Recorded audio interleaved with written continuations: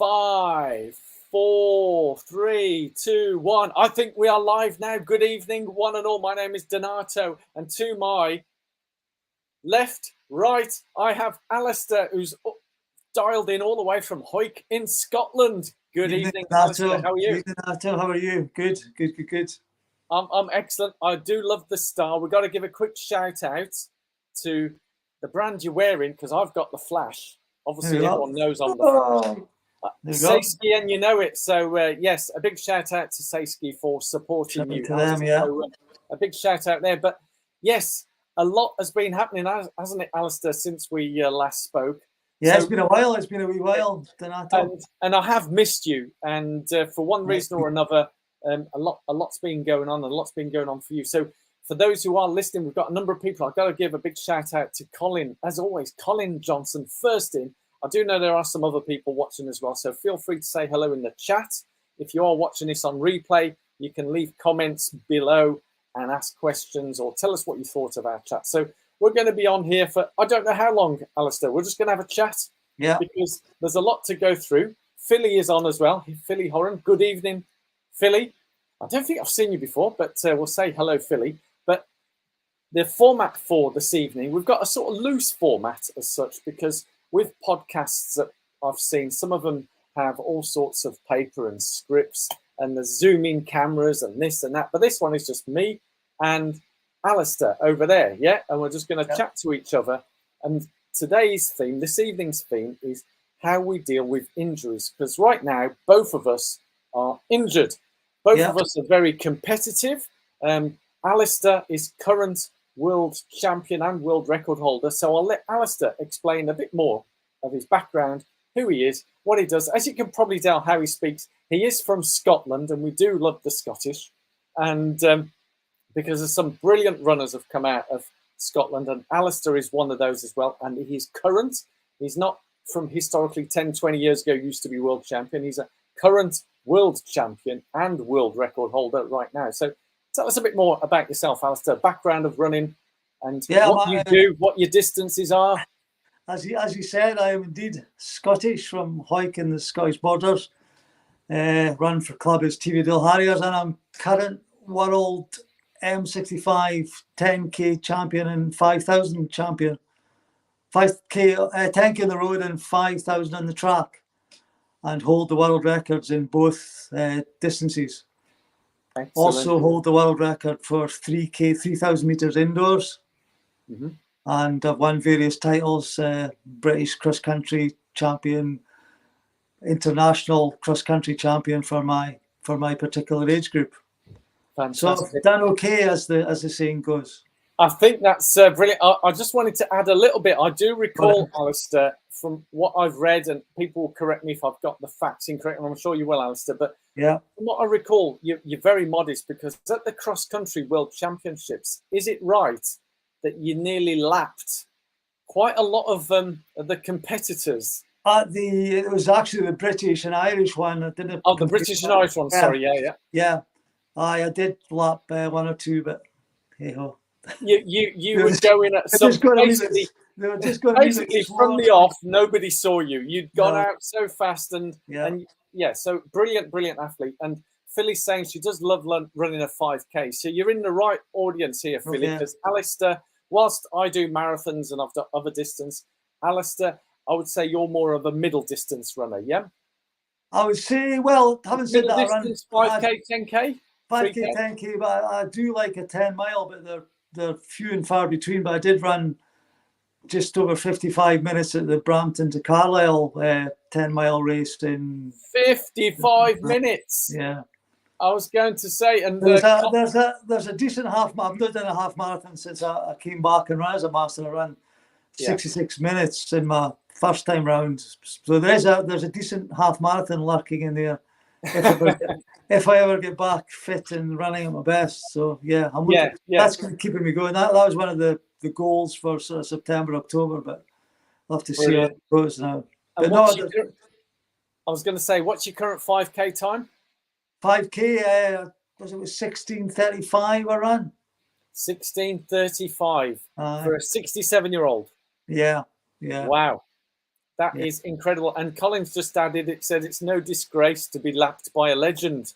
So, yeah, I'll be happy. If you lapped me, Alastair, I'd be fine with that. Because, but I particularly like lapping people. Everybody's trying their best. Exactly. Yeah. I mean, obviously, it's just showing how level that you're at. So the Yeah. segue in terms of where we're going into. So that's a bit of I'll rephrase. I don't mind lapping the younger guys. He doesn't mind laughing the younger ones. Yeah, we do like giving the younger ones a bit of a whipping. But obviously that's probably a different topic. But hey, I feel worse about lapping my peers. Yeah, it's one of those things, isn't it, Alastair? Yeah. So, unfortunately, as I said, we're both injured. Do you want to explain when your injury happened? Because we're now into July. I've always had trouble with my right hip for a number of years now, but I've managed to get around it by physio, a ton of biofreeze on it pre-race, and the sort of adrenaline and the general build-up races got me through it. And generally, when I've been going around, it's been sore for the first mile and then it's cleared. Yeah. But now the reverse, so that's been fine. I ran quite a decent 5K, the Scottish 5K road championships. I was just outside that world record. Yeah. I ran again on the Sunday and I felt my hip worse than I'd ever felt it before during that race. I was on the verge of quitting. It was just a 3 mile race, but I finished it. And since then, but that was end of April, beginning of May. Yeah. So I've not really raced since then, and it's my usual ways of clearing injuries, which was have 2 or 3 days off and everything's okay again. It hasn't worked this time, and I'm kind of struggling. I've seen physio, my regular physio. I've seen podiatrist. I've seen chiropractor. I've seen the local witch doctor. We might quiz you a bit more about the local witch doctor. I'm running, but it's sore. It's sore. But I probably shouldn't be running. I'm running slow. It's fine the day to day. Anytime I try to step it up or do any speed work, I'm struggling basically. I'm also struggling to know what the root. I think the root cause, although it's not been diagnosed, is a nerve somewhere in the sacroiliac joint, which is giving me pain in various bits of my leg. You're saying the sacroiliac nerve. Yeah, and I think what the problem is now, I'm treating the symptoms as opposed to the cause. I'll go to the physio. He'll take the pain away for 2-3 days, and then it's just coming back. I mean, I think I'm maybe at the stage of, I don't know, scan or something. I'm struggling a wee bit at the minute. I'm still running, but I say I probably shouldn't be. I'm looking for somebody to say, right, I have 3 months off, which I'd gladly do if I was going to fix the problem, So now I'm getting physio most weeks. I say I'm still under the podiatrist because I've got a bunion on my big toe, which initially I thought that was maybe the cause. I've got a bunion on my right foot, and maybe the way I was, landing. I was getting pain in the tibula, but the pain jumps about, which makes us think that I've been told. I mean, I've spoken to people, and a lot of people are saying, that sounds like a nerve problem. That maybe the pain in your foot and the tibula isn't exactly where the pain is. It's maybe the nerve transmitting that pain to those particular areas. And I'm fed up of it. I think, well, firstly, Alastair, as I said at the beginning, I'm really grateful for you taking the time to come on here. And, whilst I appreciate there's a lot of people who'll be watching, whether they're on live now or not, is the thing that you just mentioned there. My regular way of dealing with an injury was have a rest for a few days and then go back. I think there'll be a lot of people watching this who do exactly the same. I was the same on certain injuries or whatever, but when things persist, and as you say, in terms of treatment, I think, as I say, I was bouncing off the walls, I think, last week, where, when you don't see, I'm not running at all, but I've sort of, I had to dismiss it, what I have. But the benefit, obviously you're able to run yourself. Yeah. How I'm do you doing think, I'm doing a lot of work on speedboard. My coach, Catherine, got us doing bands and strength bands and strengthening stuff. And so I'm doing a lot of active stuff, but it's just so, as you say, it's so frustrating. It is. And when you say they're looking at the symptoms and not the cause, and when you talk about the nerves, I think because sometimes we know the answer. I think you've already answered it, Alastair, because the issue I was getting is I think our bodies defend themselves. So if there's an issue somewhere, and the way you described it, and Colin Johnson's coming in as well. So thank you for that point, Colin. It's always tricky to know when a niggle becomes an injury, but the way you describe that, and as I say, I'm not a podiatrist, I'm not a clinical physician. So if anyone wants to, I'm just giving my viewpoint. The way you moved your hand and said you were protecting without you realizing, this is what my podiatrist told me, because my left went first before the right, and then both of them are gone, both Achilles gone. He says a lot of elite athletes, and he sees this because he's treated thousands and thousands, is subconsciously your body then starts compensating in other places. Aye, that's exactly what it feels like. Yeah. So you answered it when you said that your shin was hurting, but you think it was because it was coming from maybe the toe or from the knee, and then the hip. And because we're all interconnected, there's a nerve somewhere down along the back where all you need is a slight little protection, and then that pushes another joint away. And then before you know it, it really effing hurts, and it sort of goes away. And I'm sure Jeff Henningdu's come on as well. So hello, Jeff.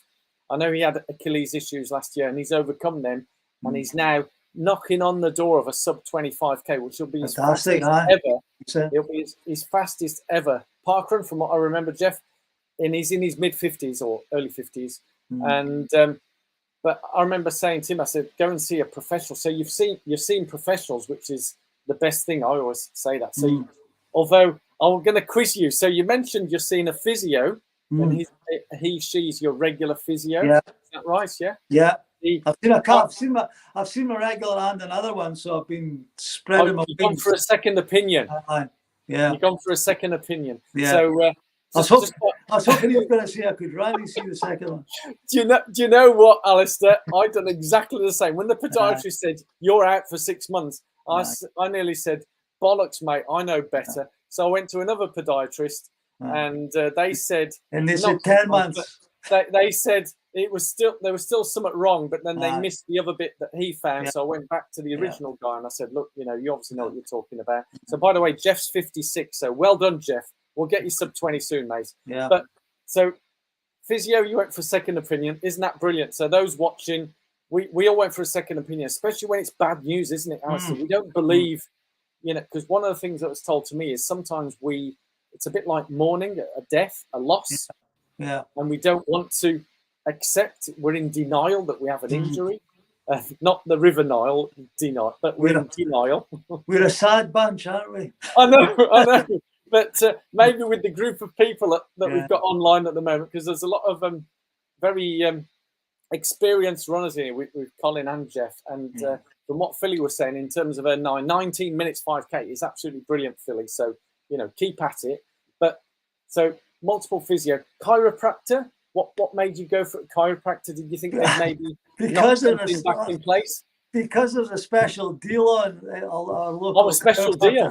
So I thought I've tried everything else, but I wasn't impressed. I think it's I just lasted a couple of.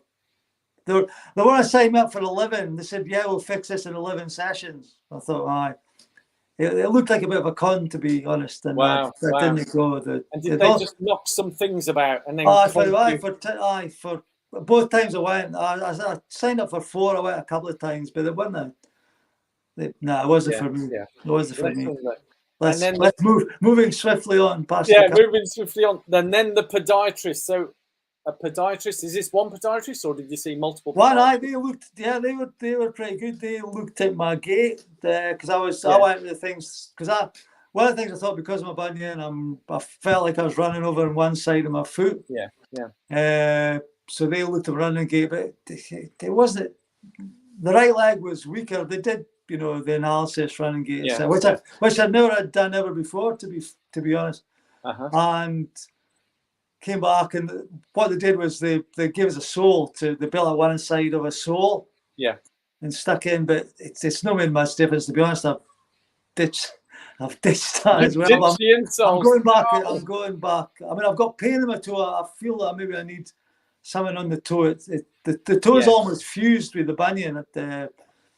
So I keep doing foot things with my hand. It's fused. The big toe is fused, nearly fused apparently. And the podiatrist said when it finally fuses, the pain will go away in my toe. But I thought fusing was bad. I don't know. She seemed to think it would ease the pain, so I thought I'm all for that. Is there not a way of taking the bunion off or something? Is that? I think there is, but I think that's out for a few months. There maybe is, but I don't want to do that if the bunion's not the cause of the problem. You know? Yeah. Let's give a big cut off. Yeah. Now, obviously, a lot of people will be asking because you did mention the local witch doctor. Obviously, he couldn't help us either. So, do you want to enlighten us? What moved. reference is that? Is that like some hocus pocus, or was it? You know, is that? No, it was just a throwaway line. We're not that uncivilized in Hike that we have witch doctor. Well, I was going to say, were you running clockwise or anti-clockwise around the circle? You know? And were you burning? Anti-clockwise round the fire. Were you burning some fire in the middle of the circle? You know, but hey, listen, I'd be willing to do that if it was going to ease the problem. I was just about to say, for those who are listening in right now, at what length would you go to sorting out your injury so it cured it overnight? Not that it ever would, because. So, Colin, I'm already getting the lols comments from Colin. So, yeah, witch doctor. That doctor, not witch doctor. I think the question is how much would you pay to get it done? Okay, that's a good point, Alastair. How much? So, going back to that question, going through national health, I'll not get cured by Christmas. That's the problem. Yeah, you know, starting that journey through, well, you can't even see you're a nurse practitioner before you even see a doctor. These days, and try to get a scan or something. And I'm tempted to go private, but I'm hoping I'm gonna wake up one day and it's cured. It's fondulos, isn't it? That's the thing. You have to weigh up what the. It is. I mean, like for me, the electroshock treatment each session is £70. So 3 sessions is the price of a carbon-plated running shoe. Yeah, it's all relative, isn't it? Absolutely. So the question back to everyone, is how much would you be prepared to spend so you can get back to full running fitness within 48 to 72 hours? Yeah, we won't say tomorrow because I don't think there's such a thing that can fix you overnight. But there is hope, Alastair. Obviously, we're all in the same boat. I won't give the cheesy comment, we're all in this together, because I think sometimes that's a bit superficial, should we say? No, I'm sure we're not. Eventually, because what I have is completely different to what you have. We might be both injured at the same time, but our recovery thing, which we'll talk about a little bit maybe now coming on to this, because people will go, what's the process? We're all different. I think the thing as well, as runners, we're always running with a wee bit of pain. You know, that's the problem. Any time I've never run for years without being in slight discomfort, you know. And this is the thing, is it? At what point? Because I've been told. When does it move from a 2 out of 10 to a 8 out of 10? That's the thing. Yeah. So do you work on, because you've been running all these years with some discomfort, and to be honest, I've had some discomfort on some runs, not all runs. I've had some runs where there's nothing. It's just brilliant, even some of the marathons.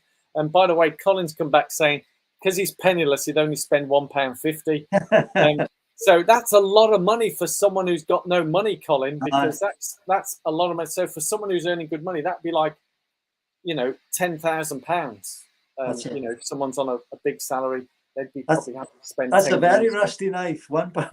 £1.50. He'd probably get a session with the witch doctor, with the burning gas at the same time.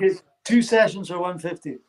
Yeah, 2 sessions, £1. Wow, that is a lot. So, have you been given a rehab program? Because when you see these professionals, you know, they can do treatments. Do they give you a training program? No, Back in, or you're still in that suck it and see phase? We're still suck it and try to identify what it is. You know, what the cause is. That's the problem. I think you want to get to the root of the cause. Yeah, you don't want to just keep seeing people run fast and then go broken again. Yeah.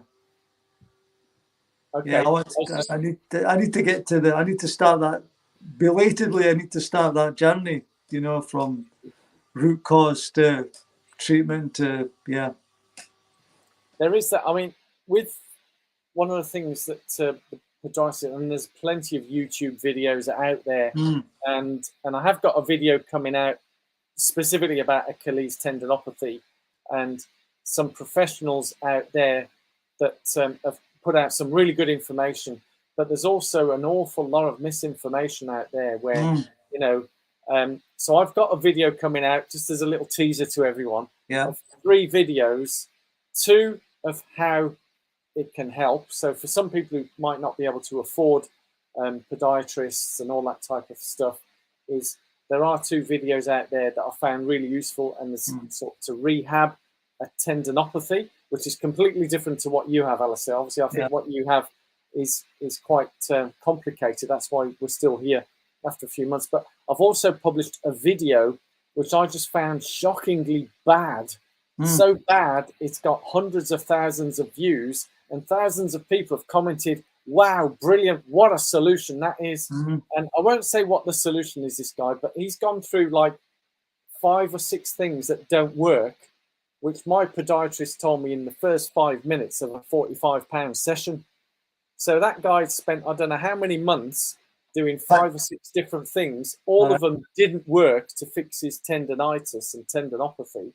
And then his final solution was something so brutal. And I'm thinking, honestly, no wonder people are getting injured regularly if they're watching those kinds of videos, because there's misinformation. So there are some comments coming in here. So Jeff was saying that it was costing him £45 a session for the physio, which I think is about the going rate. Have you been paying that, Alastair? Is yours? I pay 35 for the physio. I think it's 45 for the podiatrist, and I think it was 45 for the chiropractor. That was a special offer. Okay. But the key thing that Jeff's saying, which I would concur as well, it was the best advice and follow-ups in between. But it was felt it was worth investing in himself, only to get both sets of legs working. And I do recall, Jeff, that it was quite a nasty one as well from when we were chatting last year. But you've overcome it, and so the price is worth it. And I know that Colin's mentioned it on some of my videos as well. It's worth paying, physios, podiatrists, if you see the right person who knows what they're doing.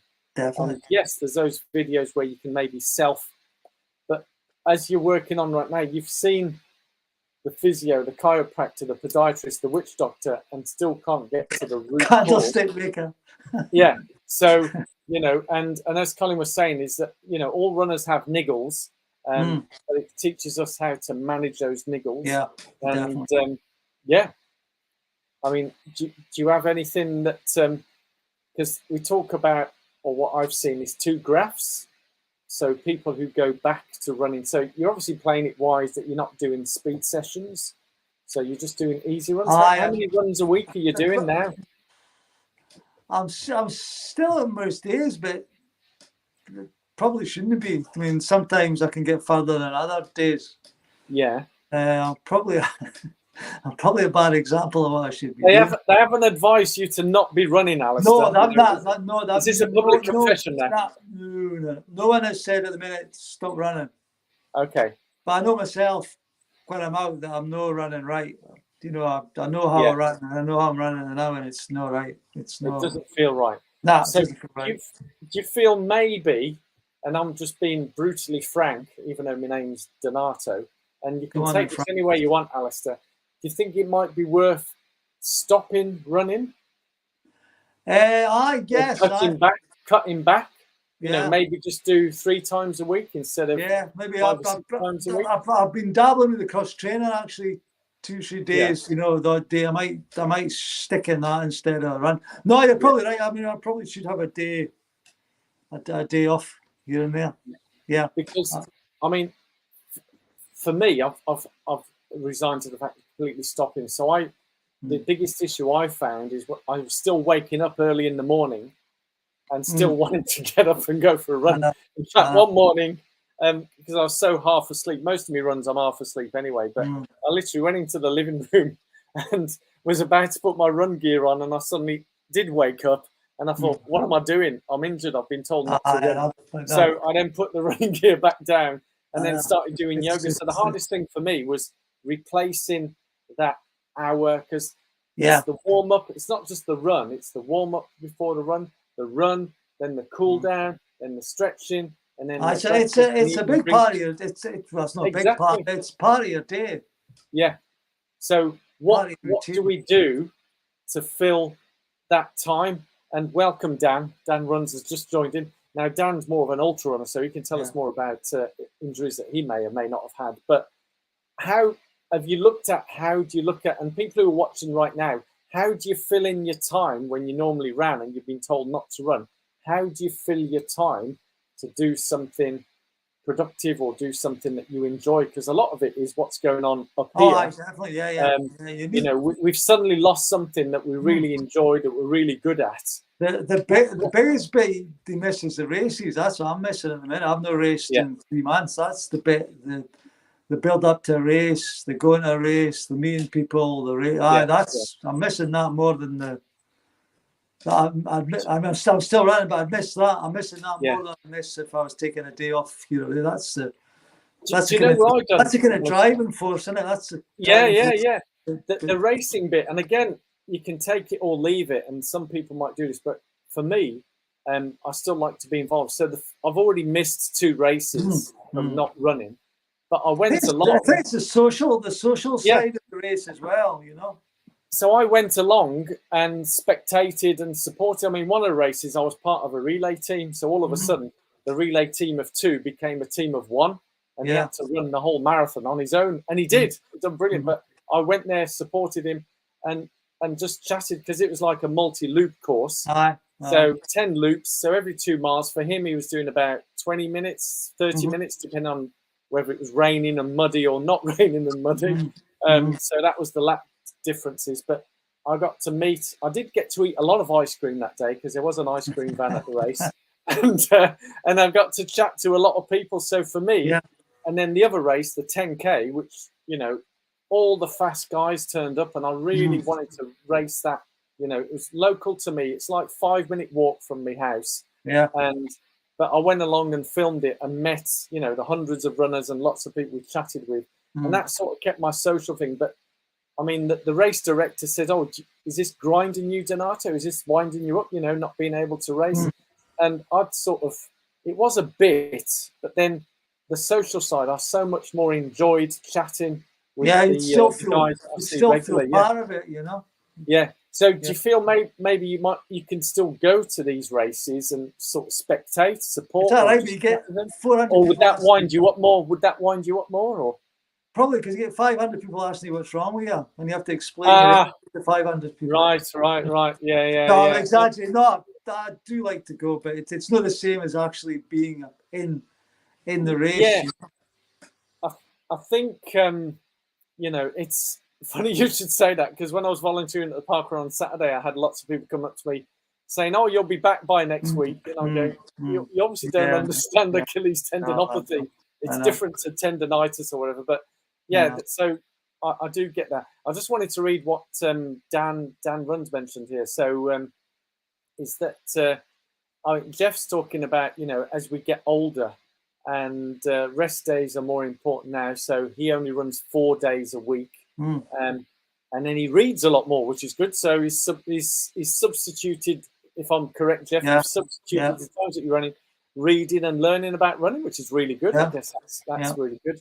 Colin has been walking, and whilst he says it does absolutely suck, it does help him keep sane. And I know exactly what you mean, Colin, is during the pandemic, I was just doing lots of walking, and it really does help with the headspace. Yeah. And for me, I wasn't even able to walk, so just put the feet up. But do what you can. I think walking is brilliant. If you can walk, then going out for a walk. And Dan Run saying the only running related injury he's had. I was going to say, as soon as I saw that, I thought people do get injured when they're not running as well. So Dan's story is he stepped off a curb and twisted his knee. So very unlucky in that, Dan, but lucky that he's have not put you out of running. So he walks and invests in personal improvement things. So that's brilliant, Dan. So again, Jeff's talking about reading, Dan's looking about personal improvement things or investing in that. So he does walks. Apologies if I mispronounce his name. Lewis Martin. What he said he's done is he's took up cycling, weights, and swimming. I did go for a swim last week, by the way. Open air pool as well. So it's like going back to open air swimming. Open water swimming, sorry. Had PTTD and MTSS. Apologies, I PTTD and an MTSS. Do you know what that is, Alastair? Maybe if you want to tell us what those acronyms stand. But the best thing he did for it was start foam rolling every day and strength exercises. But ultimately just had to be patient and consistent. I'm so glad someone's used the P word. Yeah. Patience. Do you think sometimes things happen in life, especially in running, to teach us lessons in life? Absolutely, yeah. It's always your body telling me that you're maybe doing something in excess of what you should be doing. Yeah. I know that's a band, in excess, but do you know what my podiatrist said to me when I went to him with my injury? He said, "Do you ever take time off from running?" And my answer was, well, yeah, every time I finish a marathon, I have like a day or a week off. He says, no, have you ever taken more than, say, a week, 2 weeks, 3 weeks of no running? Just do something else. I said, no. He says, well, maybe, just maybe, your body has now decided after 8 years that you need a bit of a rest. So maybe it's my lesson that I need to. And patience, I mean, obviously me being Italian, I have no patience, zero. I have, mamma mia, zero tolerance. Everything needs now, get it done, everything needs to be done. Yeah. So I have zero patience. So maybe my lesson in life is I do need to learn patience, which Lois has mentioned. So, sorry, the PTTD is posterior tibial tendinopathy, and the MTSS is medial tibial stress syndrome. Good grief. Those sound proper painful. Oh, just reading them, my body's tingling. These sound real injuries. That's no. I know the tibial tendinopathy is the tibia. So you got the fibia and the tibia, and with it being posterior, I'm guessing now tibial because I've had, I used to work as a. So Lewis has giggled at the heart when we said it's proper injuries. Yes. So Lewis, you win tonight's prize on some serious frigging injuries there. But I think sometimes it can be the trivial of things that can cause an issue. And it's interesting that Dan Run mentioned that, and he's come back in with a random injury that, I mean, I picked up a back injury moving a weight when I was doing some weight training. So I wasn't even doing the exercise. All I did was slide a thing over and then I'd done me back in. So we sometimes get innocuous accidents. But Dan here said he's just had 6 weeks out with a random injury, gave it plenty of time to reflect. And at the end of the day, I want longevity in running. So I'm calm and patient. I have to remind myself a lot. So yes, Dan, I thought, Dan, from when we had our chats, you struck me as someone who's impeccably patient and calm. Or was that just a way of controlling it? But I think, especially 6 weeks is a long time, Dan, to be out. So it does teach us a lot of things. There are a lot of people online now, Alastair, so we might repeat some of the things that we've been saying. But what we have been asking is, what injuries have you had? What lessons have you learned? So if you want to leave it in the live comments, and I know a lot of people are quite shy, but we're getting quite a flurry of comments coming in there. And if anyone can outdo Lois on his PTTD and the MTSS injury, which is some proper serious stuff. Yeah. And totally. did I correctly assess that tibial tendinopathy is the tibia? It's to do with the tibia, and obviously tendinopathy is chronic type stuff as opposed to tendinitis. And but a tibial stress syndrome. Obviously, there's a lot going on in your tibia there, which is the tibia is the front bone. It's our shin. From what that's what I've got. That's part of the problems I've got, actually. Yeah. Well, and I get tonight's tar prize because Lo says I'm correct. So thankfully, I did do a project when I was at university to do with the tibia. So but that was, I'm showing my age now. That was like, over 40 years ago. Jeez. Oh man. So it's coming back to me. So I was working with rugby players who fracture their tibias quite a lot. So I was doing, a project on that. So here we have Lisa has come in. So good evening, Lisa. Welcome. FHL injury, the flexor halachis longus, common in ice hockey players. Yes, ice hockey. I do love ice hockey. In fact, when I went to New York City Marathon, I did go and watch the New York Rangers thrash. Thank God. Me and my daughter went there. We both love ice hockey. So yes, hockey players and ballet dancers. I'm glad you said ballet dancer. I didn't know whether you were a hockey player or a ballet dancer, Lisa. I've never done either, so you've not a hockey player or ballet dancer, but still injured the damn thing. So these things happen, and I was going to say, Lisa, let us know how you treated that, or who did you go and see? If you're tuning in earlier, Alastair wins prize. I don't think anyone can outdo Alastair and the numbers of people that he's seen, because obviously it's quite a serious injury where you've seen a physio, not just your regular one, but you went for a second opinion. You've seen a chiropractor, podiatrist, and the witch doctor. So that's a lot of people. So it's a gang of people. That's a hell of a lot of people. But hopefully this is acting as some kind of therapy as well. So again, there's still a streaming lot of people in there. So Dan's now mentioning that in his day-to-day life, he's pretty centered and calm, and blessed to be generally quite a slow runner. I tend to focus on distance races rather than time focus. So that makes life easier. Good point, Dan. So sometimes if we take things a little easier, although as I found out, if those of you who know, if you've watched my videos, my injury came from walking. So unfortunately, I was doing too much walking so I went too fast, too far on the walking front with hills, and hills stresses the Achilles. And so whether you walk up and down hills or run up and down hills, your Achilles gets stressed, and that's what caused my injuries on both of them. So for me, it was walking, but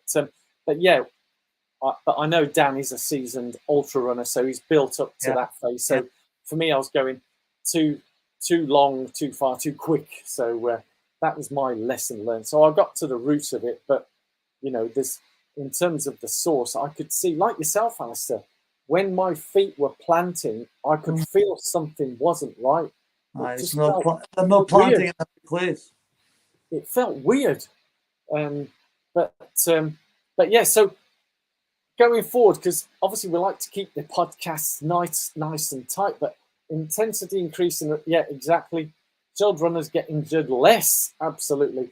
But I know Alastair's very chilled when you're racing. You always stay chilled and whatever. But so what are your plans going forward, Alastair? What would you recommend to those listening or whatever? Or maybe not, because sometimes you said you're not the ideal person. But what plans do you have going forward as the physio? Or are you waiting to see if things fuse? Or are you going to do it? Just wait to finally get your fingers on the cause, I think, and then just take it from there. I keep thinking I'm getting back, and then I'll do something ridiculously silly and do a fast session, and I'm back to square one. I'm more than worst enemy in that respect, Because I'm used to running fast, I'm used to training hard, and it's, what tends to happen is you go to physio, your legs are sorted out, you feel great, you think you're back to normal, you speed out of the house, you do 2 miles at your normal pace, and by 4 miles you're limping back to the house. It's so I need to be more disciplined in the recovery, and basically take it easy. yeah. Which Lisa asked how much she had dry needling for her flexor hallucis longus. Dry needling helps stimulate the healing. Hurt a bit, but she's saying not as much as my electric shock treatment. Yeah, I've had dry needles. I've had the cups as well on some of the injury I've had. Yeah. I think in terms of for me, in terms of races, I've nothing really organised at the minute. They're kind of in the back burner. The European Masters is coming up in September, but there's kind of question marks over September. Yeah. I think. Have you had a referral with your doctor to look at the bunion? No, I've your never. GP? No, because I've got bunion. I've got bunion on the other foot as well. It's not really bothered us, but the joint in the toe is really sore. I don't know. I need to maybe go and see the doctor on that particular thing as well. Yeah. I would say because I don't know if it's the bunion or the hip and that's the problem. But I don't know if one's causing t'other, if you know what I mean. Yeah. I think this because it's all interconnected. The hip bone's connected to the bar bone and the bar bone connected. Yeah. So because it's all interconnected, you've had the analysis. I think it's a case, as we've often said, it's patience in the words. I can't remember that band. What was that band that need a little patience? Was it Take That? I can't remember. So answers on a postcard, whether it was Take That. Take That. Have a little patience. So I think the key take for everybody, DAFT, yes, that's what you need, especially the flexibility when recovering, I reckon. Adapt and conquer. So be disciplined, adaptable, flexible, and be prepared to transform. So yes, Jeff does remember. See how I remembered my. I came up with an acronym of DAFT. Yeah. So discipline. So we need to be disciplined on whatever's being said to us. Yeah. We need to adapt with whatever is being given. Flexible. So if it means stop, then we stop, and then. Obviously, with that, we then transform. So we need to accept that we need to transform in some way. And that might need to be up, down, sideways or something. Yeah. And as has been answered, it was Take That. So, yes. It was Take That, I know. Yeah. It was Take That.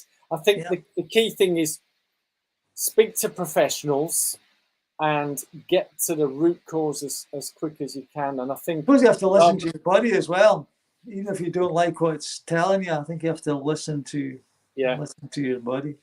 There was a version of Patience by Guns N' Roses. Yes, I got that, Lisa. But I was singing the Take That version. Need a little patience. Yeah. But who knows? Was one a cover of the other? We'll leave that for another night. But all I can say, Alastair, is thank you so much for coming on and sharing. You're welcome. It's not an easy thing to come on and share. I wish I had a magic solution to share, but unfortunately, I'm still searching for that solution myself. But what I'm looking forward to, Alastair, because it'll be 3 times the lucky, we'll get you back on when you're back running and enjoying and breaking world records again, winning world championships. Because for me, I'm looking at next year. So I've already written off this year. That's just, if anything comes on, then it's a bonus. Looking at next year and looking ahead, so no quick fixes, and lots of people already coming in saying thank you to everybody. So thank you everybody who's been watching live.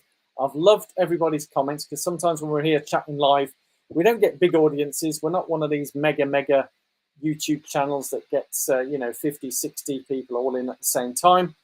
So we have a limited audience, but everybody's been participating. I think everybody who's tuned in has left some comments. So thank you to Colin, Lisa, Jeff, Louis, Dan Runs, and everybody's been brilliant. And I look forward to seeing you all at the next video, and I look forward to chatting with you, Alastair. We'll still keep in touch on the old socials. Yeah. And lots of hearts from Lisa. So she's sending you lots of love, Alastair. So sometimes love makes the world go round, as we all say. So thank you, Lisa. Thank you. And as I was saying, so I'm looking forward to bringing you back on, Alastair, whenever it is, whether it's in the next 6 months. That'll be the fourth time. That'll be the fourth time. Will it be the fourth time? I'm losing count. The Fab Four. The Fab Four. We'll get you on. So, and as Colin said, I'll read what Colin said. So, Alastair, you're a top man with a fantastic attitude and good luck with the recovery. Thank So you, brilliant. Thanks, Alistair. Colin. Thanks for Colin. that. Fantastic. And Thank you. we'll Thank see you all very soon. Bye. Give out the waves there, and we're all toodle pip, everybody. Bye.